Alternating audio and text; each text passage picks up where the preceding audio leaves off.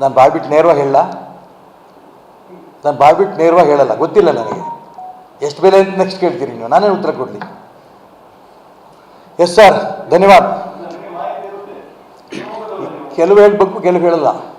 ಎಲ್ಲವೂ ಹೇಳಕ್ಕೆ ಬೆಲೆ ಎಷ್ಟಕ್ಕೆ ಮಾರಾಟ ಆಯಿತು ಅಂತ ಕೇಳಿದ್ರೆ ಒಂದು ಕೋಟಿ 2 ಕೋಟಿ ಹಿಂದೆ ಮುಂದೆ ಆಗಿಬಿಟ್ರೆ ನಿಮ್ಗೆ ಕರೆಕ್ಟಾಗಿ ಗೊತ್ತಿರ್ಬೋದು.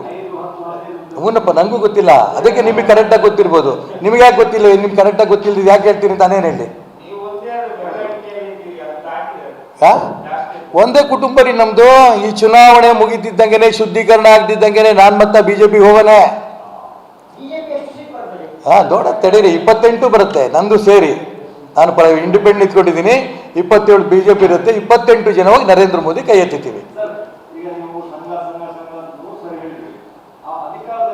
ಅಧಿಕಾರದಲ್ಲಿದ್ದಂಥ ಸಂದರ್ಭದಲ್ಲಿ ಅಕ್ಕಪಕ್ಕ ಇಲ್ಲ ಅಂತ ಯಾರು ಹೇಳಿದ್ರು ನಿಮಗೆ? ನಿಮಗೆ ಗೊತ್ತಿರಲಿಕ್ಕಿಲ್ಲ. ನಮ್ಮದು ಉಸಿರು ಕಣನು ಕೂಡ ಸಂಘವೇ.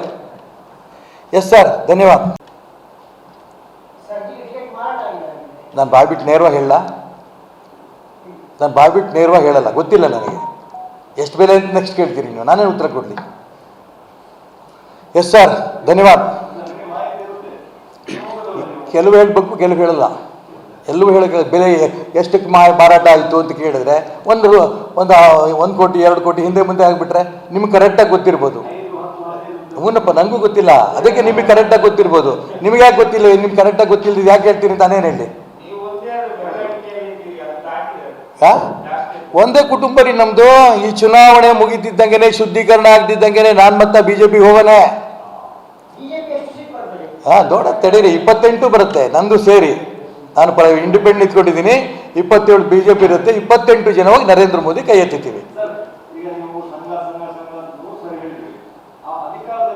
ಅಧಿಕಾರದಲ್ಲಿದ್ದಂಥ ಸಂದರ್ಭದಲ್ಲಿ ಅಕ್ಕಪಕ್ಕ ಇಲ್ಲ ಅಂತ ಯಾರು ಹೇಳಿದ್ರು ನಿಮಗೆ? ನಿಮಗೆ ಗೊತ್ತಿರಲಿಕ್ಕಿಲ್ಲ. ನಮ್ಮದು ಉಸಿರು ಕಣನು ಕೂಡ ಸಂಘವೇ. ಎಸ್ ಸರ್, ಧನ್ಯವಾದ.